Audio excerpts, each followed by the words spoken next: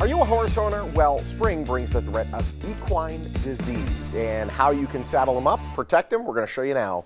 Joining us with a scoop on doing just that, Dr. Amanda House. She's from the University of Florida College of Veterinary Medicine, and Dr. Craig Barnett of Merck Animal Health. It's great having both of you. How are you guys? Thanks for having us. Good, thank you. The flu has been something fierce for us humans, but it's a serious issue with these horses as well, getting the flu, huh? Yeah, we've seen a lot of influenza in horses the last few years.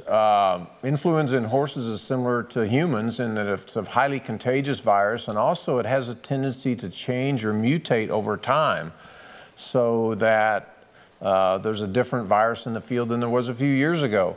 The last few years, through the Merck biosurveillance study, we've been monitoring influenza virus in horses across the country, and we've seen a lot of changes or mutations in the virus causing significant outbreaks across the country, even in well-vaccinated horses. So that's highlighted the need to update our vaccines. And during one of those outbreaks, actually in Florida, it was a big outbreak in Florida, we isolated a highly pathogenic strain called Florida 13. Wow. And Merck Animal Health put that Florida 13 strain in their Prestige influenza vaccine line to help provide better protection to horses. And your viewers can find more information at prestigevaccines.com about that vaccine. Florida 13 sounds like a terrible horror movie. My goodness. Let's talk about then the equine virus, the equine flu, and how it relates to sicknesses overall for these horses. Is this probably one of the more serious diseases you see?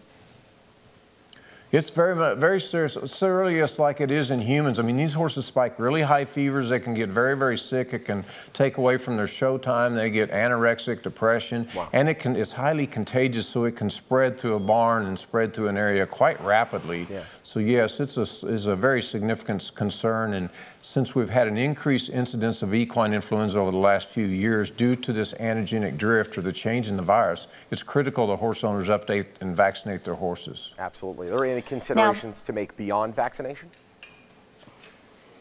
Yeah, well, in addition to flu and equine herpes virus, which are actually considered to be risk-based vaccinations, some equine infectious diseases are significant enough to justify vaccination for every single horse every year. And these are called the core equine vaccines, as defined by the American Association of Equine Practitioners. And the core equine vaccines are actually vaccination against the diseases Eastern and Western equine encephalomyelitis, rabies, tetanus, and West Nile virus. This group of diseases usually causes neurologic symptoms in the horse and can be particularly devastating. So it's important to keep those vaccines updated. Now, in addition to vaccination, of course, it's critically important to consider good biosecurity management practices.